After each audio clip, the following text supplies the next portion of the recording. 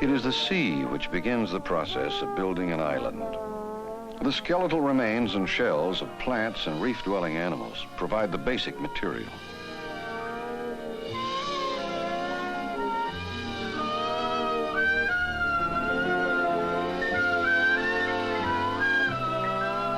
A sandbar, known to the Australians as a quay, emerges from the sea.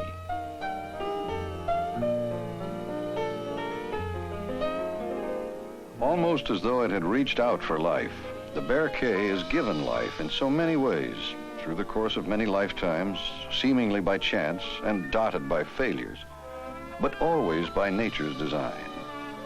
Seeds carried by passing seabirds give promise of future vegetation